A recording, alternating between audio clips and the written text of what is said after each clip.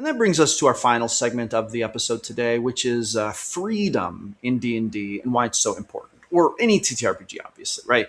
But freedom. Let's explore this concept for just a minute. What does it mean to deploy freedom as a tool in your games? Okay.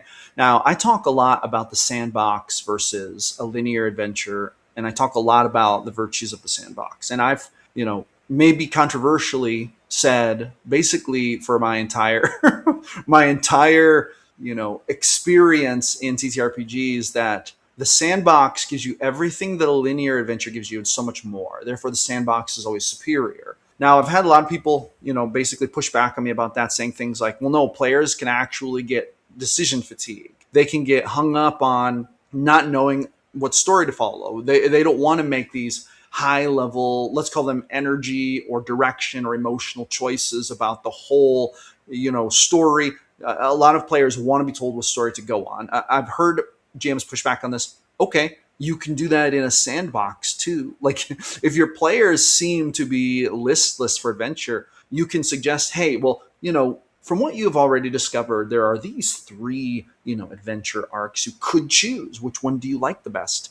In fact, if you wanted to go on the main quest, this one is the main quest, right? But all these others are available and you don't have to go on any of them, right? So it's like, why not just have sandbox in this? And then a lot of GMs are like, well, it's a lot of work to do sandbox. It is a lot of work to do sandbox, but it's not that much more work, I guess. And I think that when we come down to freedom, I think that this is an important feature of games. One of the weirdest feelings in any TTRPG is the feeling like you don't have control over your character, like for players, like the feeling that your player character is literally being controlled on rails in the story that's been set up for you. And I think that a lot of game masters, they don't think about this from the player perspective, especially if they don't do a lot of playing themselves, and they don't realize how bad and restrictive and how much it can take away from the game and how that can feel to have your characters basically just being sort of passengers on this story with little sub options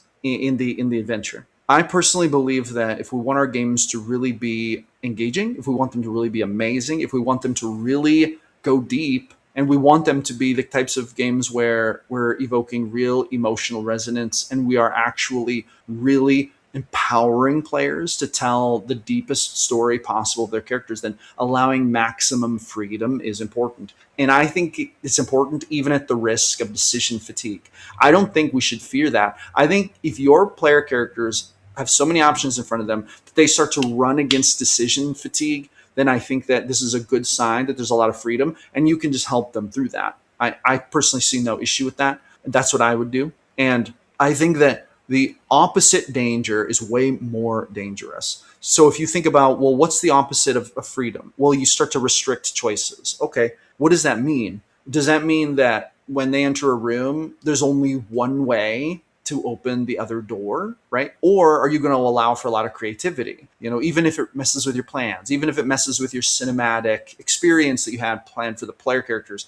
I know that a lot of game masters kind of think about, well, I picture the scene going like this, or I picture the adventure going like this. But the truth is, that's a lot of like thinking for the player characters. And honestly, when we think for the player characters or we try to think over them in terms of like being a director and we're scripting out a scene, this starts to really impact freedom and agency. And I think that this is very dangerous. I think that all we should do is set up the world, right? And we should let players come in and we should have no opinion or even like conclusion or preconceived idea about how they're going to navigate that, right? So maybe there is a faction in this town. Yeah, they are at the tavern right now. Yes, they do have these certain agendas and these certain political ideas. And, they've got these weapons and this is their stat blocks. And here's their leader is this guy and this is what he tells them to do. But how it's going to play out between the player characters and them, that is not something we should plan out or script. We should just prepare the world and then let the players walk into it and then see what they do, because they're the ones who should push the story. They're the ones who should push the narrative. They should push they should be in the spotlight and push that because they're the main characters. And I think all too often game masters don't think about players in terms of them being main characters who have a part to write. So your players, they actually have a job to do. They have to push the narrative forward. That's not your job as a game master. And some game masters, I think about this in reverse. They think, oh, I have to find a way to entertain these players of the story. I think that this is not the right way to approach it. I think this leads to railroadiness. I think that this leads to an experience that isn't collaboration in the greatest possible sense. And I think it's better when players are given more of that responsibility to push the story forward. Let them decide how they're going to handle it. Now, does that mean you can't help or give suggestions or give them ideas? No, of course not. Have them roll an intelligence check, and then however good their roll is, give them that many ideas for how they could resolve a thing, right? It's like you can find a way to give them ideas, but I think that that's a lot different than trying to plan out how things are going to go, whether they be conversations or combats or puzzles or discovery. Sometimes player characters do very unexpected things, and that's the magic of that collaboration, right? And I think we should let it happen. So long story short, I think that a lot of game masters have a choice to make. They can either embrace freedom and they can stop having preconceived notions about everything pretty much. And they can trust their players with the responsibility of creating the story. Or they can choose to restrict freedom. They can choose to give a more curated, pre-chosen adventure to their player characters. And then the player characters can basically perform a sort of multiple choice program as they move through the adventure. And though that multiple choice program will have maybe slight but not really big effects on the story, because it'll still all be kind of scripted, even the different directions and branching directions. And I kind of think that every game master has this choice, this dilemma set in front of them. And then the question is, what are you going to choose? We'll drop a comment. Let me know what you choose. But me personally, I believe in freedom all the way. I believe in the sandbox the whole way.